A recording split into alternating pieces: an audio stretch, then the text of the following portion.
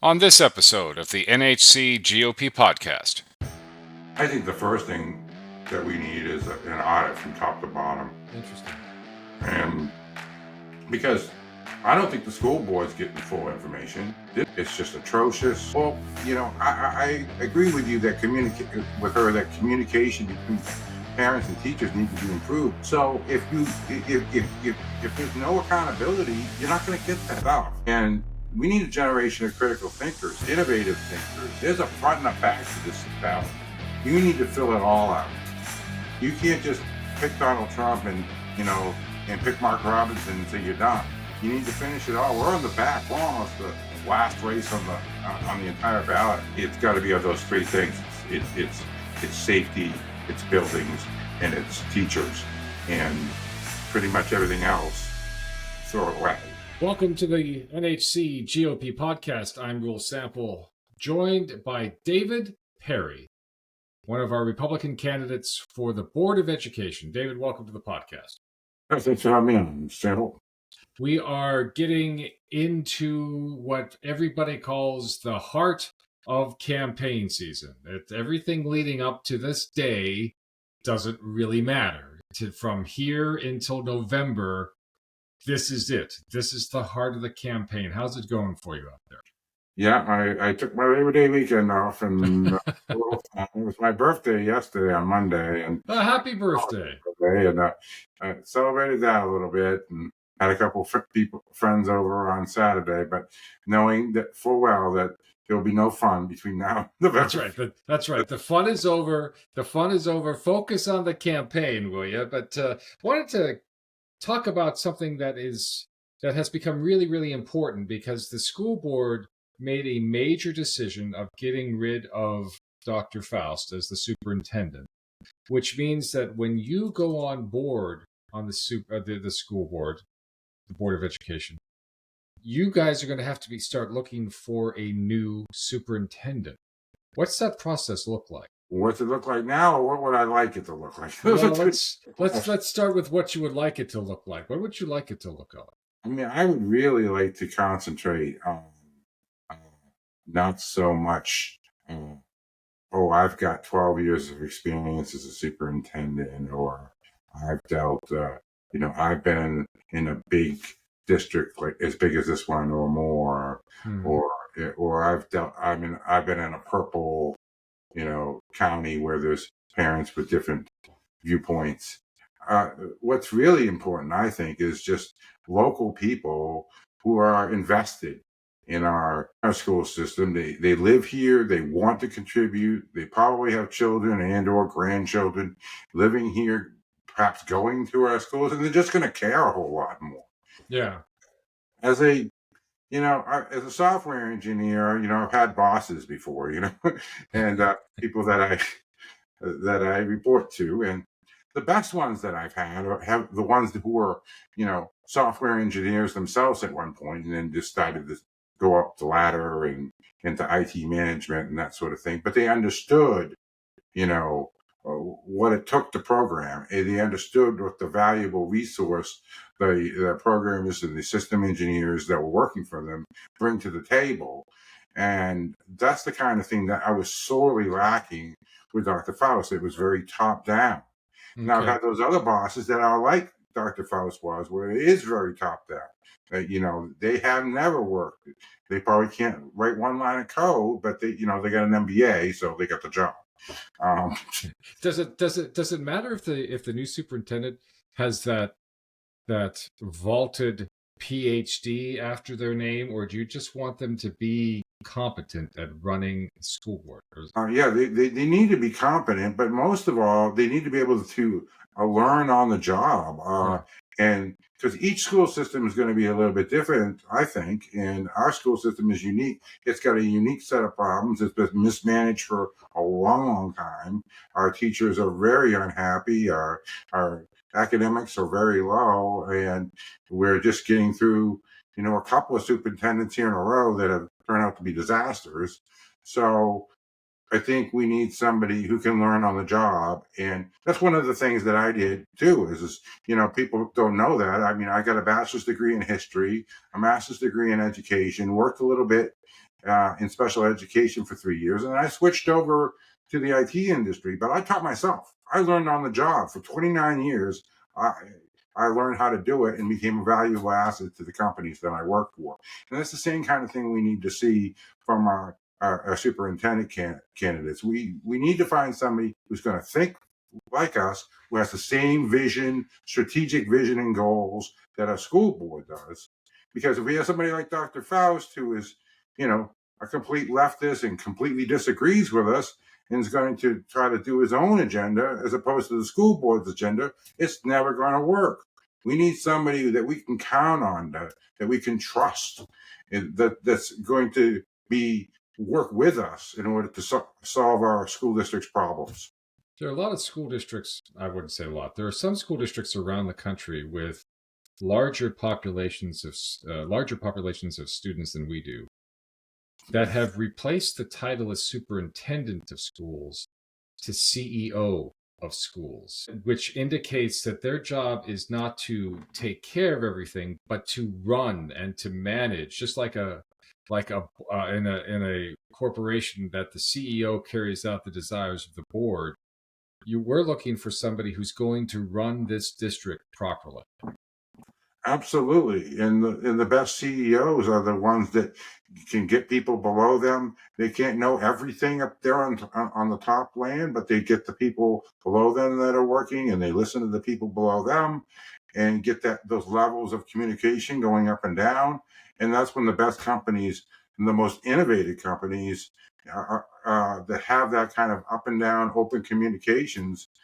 Those are the ones that were most successful. And I think the same thing would translate into our school district, as opposed to somebody who's just, I'm superintendent, I'm the boss. Once again, the superintendent, his or her job is to carry out the policies that you on the board set forward. The CEO is not the superintendent is not an elected position. His job is to carry out the policies that you folks put forward. And the problem with the last couple is that they did not do that.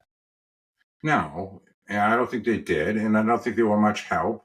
And I also think that it's not just policies. Policy number 3501. It's the general. What are we trying to do here? What is the strategic plan? We got when you write these policies, they're all like little bulleted items on the list, and they're great and fine, but they don't elaborate on what you're really trying to do here. You need to get much more detail. And we need somebody who's going to work with us to get those kind of detailed plans, take it from the 60,000 foot view, and then, and be able to okay, this is how we're going to get there. Yeah. So this is all about, we talk about policies, we talk about superintendents, we talk about all of this stuff, but it really comes down to making sure that we have quality education for our kids. And that is a big concern of yours because you are a big critic, and probably rightly so, of the quality of education that our kids are getting right now in New Hanover County. Yeah, I mean, it is our most kids aren't reading at grade level. They're not on grade level for math, history, American civics. It's just atrocious. They're walking out there. Most of them couldn't pass a test for American citizenship. It's that bad. And, and it's not preparing them. When we have teachers, I remember you were talking to Nikki a couple of podcasts ago, and, you were asking, why aren't these kids that are getting into these programs at the community college being able to make it there? But, well, I agree with you that communication between parents and teachers need to be improved. But I think the real problem is we're not even demanding competence, never mind excellence. So if there's no accountability, you're not going to get that. If you're just going to pass the kid to the next grade level, and there's no repercussions for the teacher, where wow, everybody in your class failed, okay, here's a raise for next year. I mean, that doesn't work. I don't want to be too harsh. Everybody has different students, and they have different strengths and weaknesses. But we hope that each teacher can be able to bring their teacher from where they are up to another level, even if that's with kids who are a little bit harder to teach.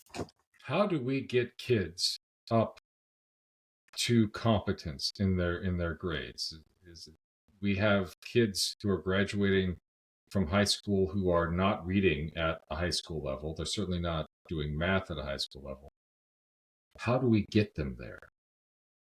Yeah, and I think the biggest thing is more teachers in smaller classroom sizes. I Interesting. mean, that's what it really comes down to.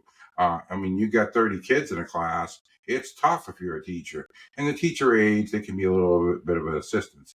There's some people that have gone around saying, let's go to the AI and the computer-based learning, and that can help a little bit.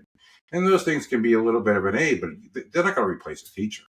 And that's what we really have to fiscally, that's what we have to try to fix, is to get more qualified, good teachers and retain the good ones, not just, the good ones just leave.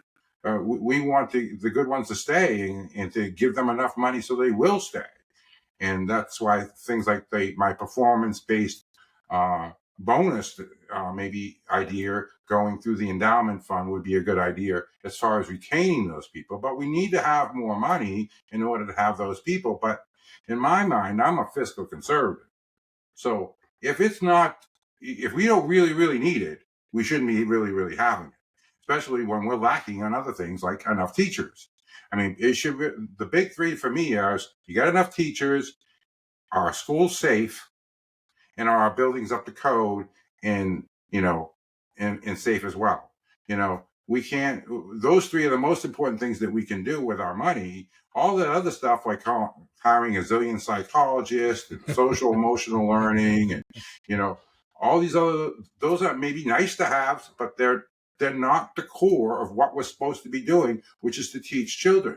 And this is what the Democrats don't get. They're into this whole child model where your school district is practically a co-parent, and they want to provide everything from free breakfast and lunch to why don't you have the dentist come to the schools and start giving checkups. I mean, maybe that's next. I don't know. Well, you're right, and we were talking about some things before the podcast. Is that the Democrats are constantly talking about these programs that have no impact on the educational standards of kids. Is that they might make them feel good, or they might make their self-esteem increase somehow, but they're not focused on educational achievement. It almost seems that educational achievement is the opposite of what they're trying to get to.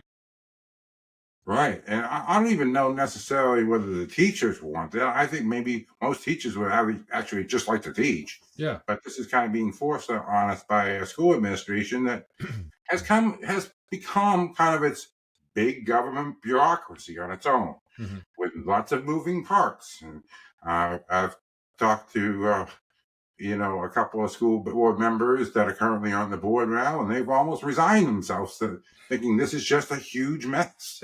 But we've got to get in there and fix that and streamline it into that kind of innovative corporation model that we were talking about before.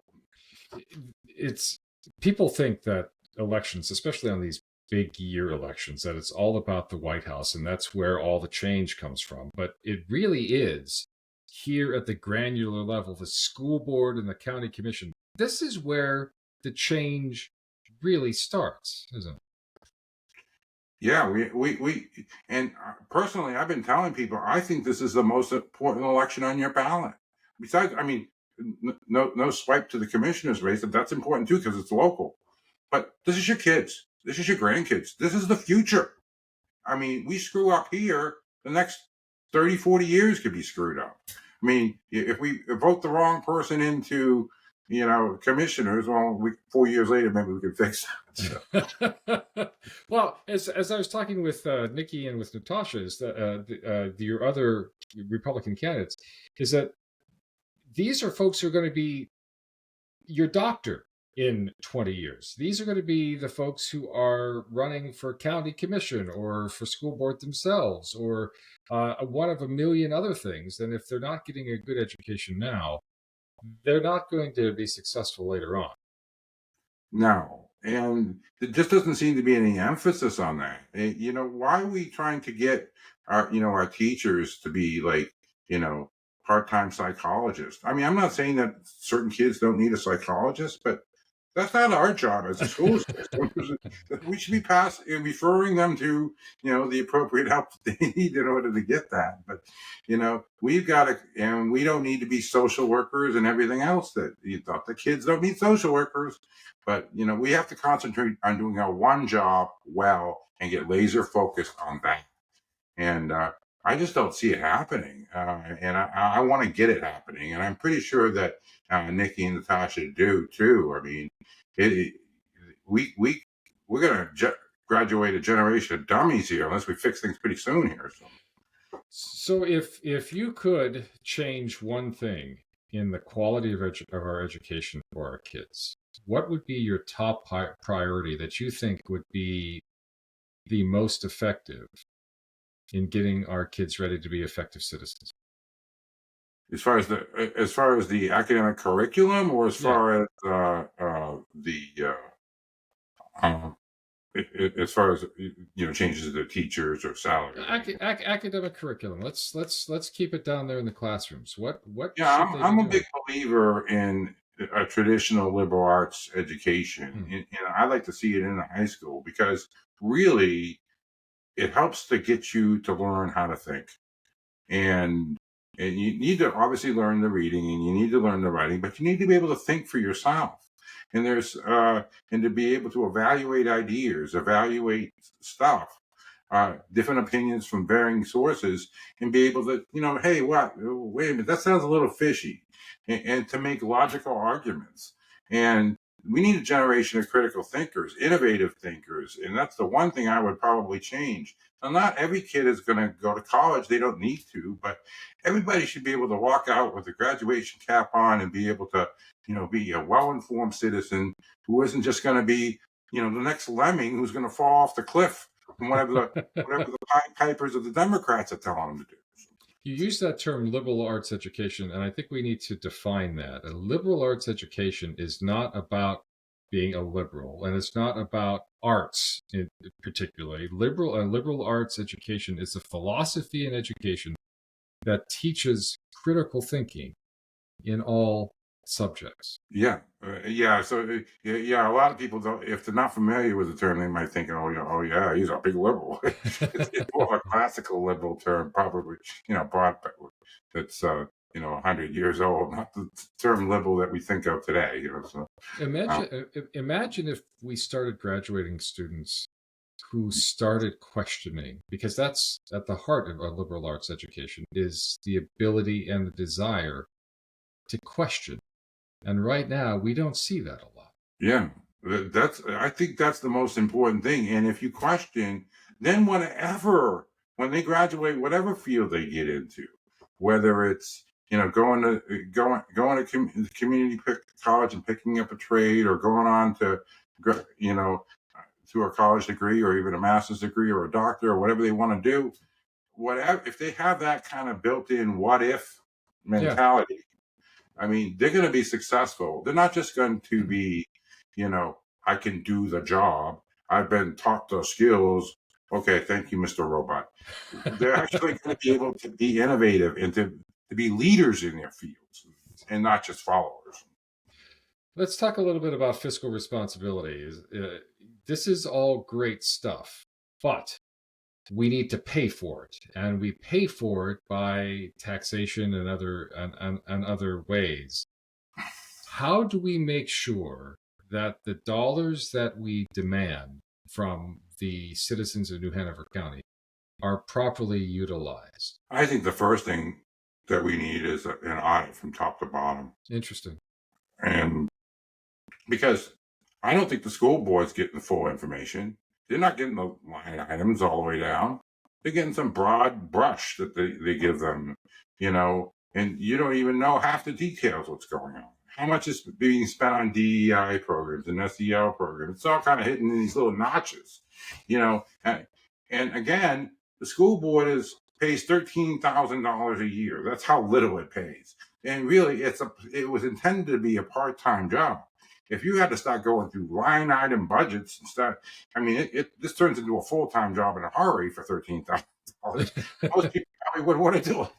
There's no such thing as a part-time job in politics. Is that this is a full-time job and you're getting paid a part-time wage, because Yeah. there's really no stepping away from this. Yeah. But again, that's where I think, and I'll just go back to it for a second, then we'll get back to the main thing is this is where it's important to have that good superintendent. Yeah. Somebody's going to be able to do that you can trust is going to give you those numbers. They're going to be accurate. He's not going to try to hide stuff in different ledger columns. You're going to get the full story. So. The New Hanover County Commission just passed its budget, and they have sent a lot of money towards the Board of Education. The North Carolina Republican-controlled legislature last year, maybe it was this year, last year, passed a biennial budget that increased teacher pay and increased master pay for teachers and so on and so forth. How are we going to implement that? What is the best way to get that here in New Hanover County? Yeah, I mean, I think the biggest thing is we have to, how are we going to get that money here? Yeah, and how's the best way to use it? Oh, how the best way to use it? Yeah, I mean, again, it's got to be of those three things. It's safety, it's buildings, and it's teachers, and pretty much everything else, throw it away. Because it all comes with strings, no matter what bucket of money you think you're grabbing. This is part of the bureaucracy problem at a school district. Well, that's a free grant from over here. And this is belief that, money grows on all these government trees and we just go grab it. You've mentioned school size and school buildings a few times. And other candidates running for county commission and school board have mentioned we've got some school buildings that are old and getting overcrowded. How do we address that as more and more people come to New Hanover County with their kids?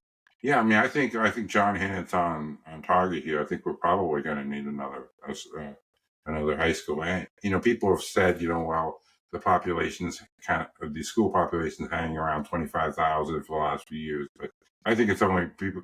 I think people have been moving to the area, and not just retirees. Maybe they've been going to Pender County or Brunswick because they could maybe get a better deal on housing. But those prices are catching up with New Hanover prices. So I think we're going to start seeing an influx of families with kids who are going to be school aged. So I think our school population is going to go up. Plus, I think like you said, there's the classroom size, the actual physical classroom there has to be enough space. You can't cram them all into one little thing. Now, obviously, and if you want to have more separate spaces, if you want to have smaller classes like 15, 20 instead of 30, then you need more classrooms. And they might be able to be a little bit smaller, but you still need all of them. So I think investing in that is an investment in the right direction. And obviously, as far as us, kids being safe, I think, we need the security systems. Maybe we need some more school resource officers. I believe at least armed school resource officers in case the worst happens and there's an active shooter situation, because we have a responsibility to protect the kids and then to educate them. And those are the two things that we're really charged to do. We're not charged to do all these other things, but we're charged to do those two things. We've already had some incidents in the schools already, fights and other incidents that required the use or should have required the use of SROs. Are you in favor of increasing SROs, school resource officers or policemen in schools? You're saying they should be armed as well? Yeah, I mean, just in case. I mean, I don't want to get into the other whole armed teacher thing like we talked about before. That's an idea, but right now, that would something the General Assembly would have to pass. What we can do here on the school board is we can hire more school resource officers. Okay. And armed ones. So I think that would be an excellent idea. I think that's a little bit more expensive than the other idea, but hey, we got to do what we can in order to keep our kids safe. And, if that means a few extra bucks, then so be it. So. We talked a little bit about DEI. For those folks who don't know what DEI is diversity, equity, and inclusion. And it is a philosophy that has gotten into schools in a really, it's almost like a virus. Here's Charlie Kirk on DEI. Anybody in power should get rid of DEI immediately. DEI is a Marxist program that's infiltrated. It is anti-white, institutionalized, and Elon Musk is now one of the most anti-DEI spokespeople of the West, and praise God for Elon of doing that. He says DEI should be rearranged to DIE. Because it is saying it is dying. Look, Elon Musk calls diversity, equity, inclusion morally wrong. Propaganda words for racism, sexism. Changing the target class doesn't make it right. Good for you, Elon Musk. We need more people with wealth and with power and a platform to speak out against DEI. Is he right? Is this one of the ways that Marxism and racism is getting into our schools, is through these programs that seem really, really innocuous? I do believe that's true. Whether every cog in the machine is aware of their participation in this grand Marxist scheme, maybe not. Maybe they think they're just doing right by everybody. So I don't want to hold every teacher, waving a DEI flag and calling them a Marxist. But I think inherently, that's the philosophy behind it. If you look at, the academics behind it, it really just uses, race as a divisive thing, and it judges people by their skin color or whether they belong to this certain group or that certain group, and and who gets to pick the groups? The people on the left, I guess. And instead of my philosophy is, yeah, there's diversity. Of course, there's diversity. Every single one of us, whether they're white, black, whatever color skin they are, whether they're boys or girls, or whether they like dance or sports, they're all made in God's image, and they're all diverse. Judy Justice posted something recently, how she was so proud that the U.S. women's gymnastics team was so diverse. And the reason she pointed that it was diverse, because it was, 3 black women and 1 Oriental woman and 1 white woman. And I'm like, but that's the only reason she celebrated it. And it's like, I would tell you right here, right now, if it was 5 white women up there, they would all be diverse. They would all have unique stories to tell and unique turmoils and things that they had to endure to get to where they went. I just think it is so pitting one group against another. And it's a way for the Marxists to kind of, hey, we need to throw off the idea of individualism, the idea of meritocracy, and go to this communist system. And I think that's the ultimate goal in the back. Now, like I said, every pawn in the game may not know that they're a member of this, but what I find most insulting about Miss Justice's post is that she posts a picture of those 5 women, and you can go to Facebook to find it. She posts a picture of those 5 women, and she hails it as a success, a triumph of diversity. And I look at it as a triumph of athletic ability, because they wouldn't be there if they weren't the best of the best. And I think that's insulting to anybody at that level. Yeah, and I do too. It's like, wow. And then, you just open, and when you praise that instead of praising their athletic ability, then you bring in the charges. Well, this was a DEI selected team, and everybody's, oh no, come on. I love how everybody that supports, diversity, equity, inclusion, all of a sudden doesn't like it when people have been around saying that, Kamala Harris was a DEI pick. where we have the president on tape saying that he was going to pick a black woman for his. He didn't mention anything about ability. She was a DEI, and that's why she's such a mess. I think that our schools are meant to be accelerating the achievement of all of our kids so that they can be successful regardless of race or gender. Absolutely. It should, to me, your skin color or whatever, to me, that should just be as irrelevant as the color of your eyes or the color of your hair. It's great, but that doesn't make one better than the other. And so when I look at it, I think I wrote a post about this. It's like, Dr. King, he wanted that colorblind society. And how can we at least start? Can we at least have a colorblind school district? Truly, instead of pitting all the students and, oh, you're white privileged and you're black and you're this, that, and the other thing. No, we should be treating, it doesn't matter. All these kids are made in the image of God. They're all diverse. And let's just treat them as equal. Yes. And if Dr. King can say that, over 60 years ago, then you think that we could finally get there by now. There was a candidate for governor who said that one of the problems with DEI is that it holds people to low standards. Is that, oh no, you're not going to succeed because you're black, and so we're going to give you an artificial push up so that you can succeed, which is insulting to no matter who you are. And what you are pushing for is excellence in education, no matter where you're coming from. What you're really saying is that you can't do because of the color of your skin, you can't do the job. And maybe pre-Civil Rights Act days back in the 50s, that argument held some water, but I don't think that's the case any longer at all. We're talking to David Perry, who is running for the Board of Education, and I call it the school board just because that's who I am.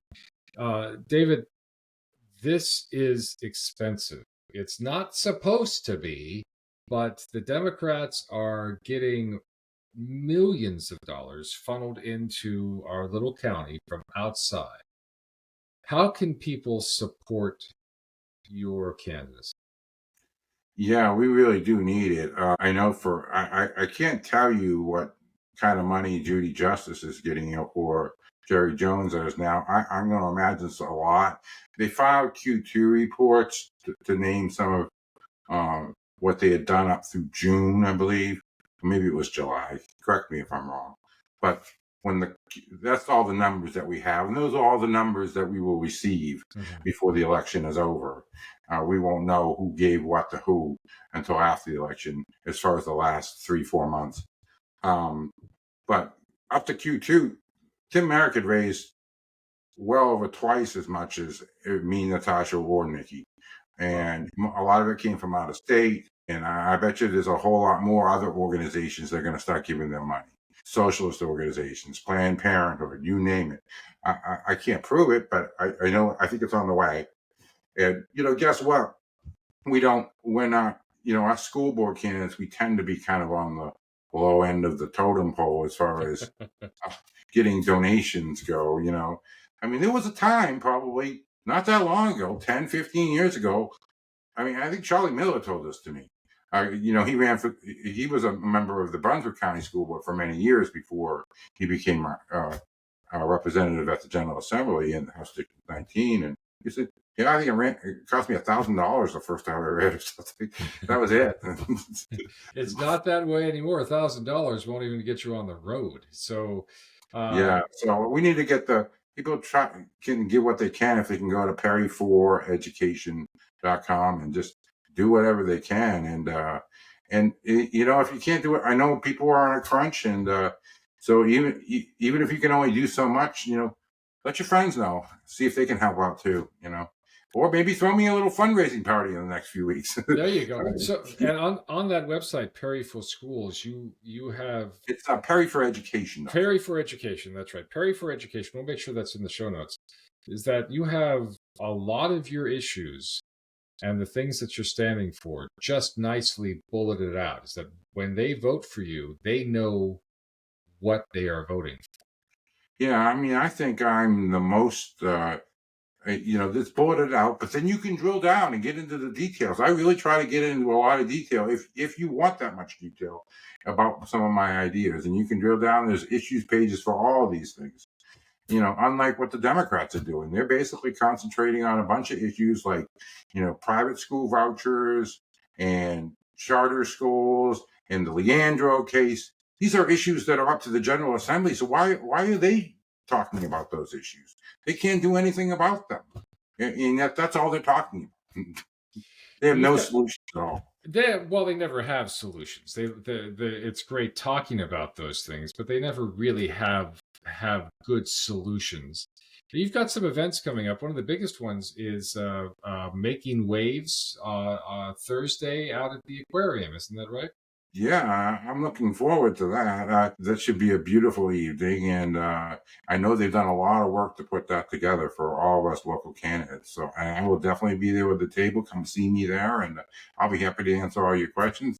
And of course, I would be happy to take your money if you have to. That's right. And if you don't know about Making Waves, is that this is sponsored by the New Hanover County Republican Party, where we've got a space reserved at the aquarium. We've got all of our candidates coming in, and they are not up on a platform or podium or anything else. They are there at the tables, just waiting to talk to people. And podcasts generally are a little bit sterile, but our candidates are going to be right there. Ask them whatever you want. Is that right, David? You're ready to answer Yeah, your questions. ask me whatever I want. Well, I mean, maybe don't ask me about my personal life from my childhood, but I mean, ask me about the school board. And if you do ask him that, he'll probably talk about that anyway. So what else do you have coming up, David? Yeah. And then we've got like a couple of debates coming up. I recently spoke at the New Hanover branch of the NAACP, and I think that went well. I mean, I may not, some people have written off that, are Black citizens who belong there. I think there were a lot of people who were encouraged by what I said. Maybe not the leadership, but you don't have to reach everybody. You just have to reach enough. And I think several people came to me afterwards and said that they liked what I had to say. So, and the NAACP is sponsoring kind of a virtual debate, and that will be online. And then we're going to have another one at the, I think it's we've got one for WHQR, and then we also have another one I just found out about. They're going to be doing a panel discussion up at UNCW, the Watson School of Education, as well. Very good. So again, these debates are great ways for the public to suss out your stance on these things in comparison to the Democrats who are running. There are 3 open spots, three great Republicans versus 3 Democrats who are they're the same old. It's the same old failed policies of the Democrats. Yeah, I haven't heard one innovative idea. It's sad. Perry, go ahead. It's sad. You would think, and I hope, that I could work with anybody, regardless of what party affiliation they have. I'm going to think what I think, and most of the time it's going to agree with the official Republican position. But, I'm willing to listen to everybody and work collaborative as long as it's for the good of our schools and gain actual accomplishments happening on the ground. So. And I think that ability to work with all sides of the aisle and at least listen to ideas and thoughts and complaints is the sign of a mature statesman. And that's what you are bringing to the Board of Education, is a maturity to listen. Dave Perry, I'm going to give you the last word for our podcast tonight. Well, thank you. And I just, I hope that you will go out and help my campaign, not just money-wise, but actually coming involved. Contact me versus our website. My campaign manager is Noah Campbell. Great young man, very enthusiastic. We need some, boots on the ground. We've got, 2.5 weeks of early voting, and we got to get your friends out there. And also be sure to tell all of your friends. There's a front and a back to this ballot. You need to fill it all out. You can't just pick Donald Trump and pick Mark Robinson and say you're done. You need to finish it all. We're on the back. We're almost the last race on the entire ballot. Make sure you finish your ballots. Tell people to finish your ballots, because it's though these local races, like you said, even our commissioner races and the school board races, are so very important and actually affect local citizens a lot more than some of these national races. Flip over that ballot. You know who you're going to vote for at the national level. Flip over the ballot and start from the back and then move towards the front. That's a good idea. Mm-hmm. Yeah, just we need every Republican to vote for every Republican, and we can maintain that majority on the school board. We can maintain the majority on the county commission. We can take back the White House, increase our majority in the House, and take back the Senate. But we have to vote for everything as Republicans. Oh yeah, and absolutely. But don't ignore your unaffiliated neighbors. Make sure that you have a conversation with them. They might not be officially Republicans, but a lot of them are conservative, especially when it comes to their kids. You know, it's one thing to have a bunch of liberal policy ideas when it's pie in the sky at the national level. It's another thing when it's happening to your kid at your local school, and they don't want it. The website is Perry4, and that's spelled out FOR, education.com, where you can find out more about David as he's running for the local Board of Education here in New Hanover County. You can also support him financially there and find out more about what he plans on doing. David Perry, thanks for joining us on the podcast. Thank you, Lynn. Thank you for having me.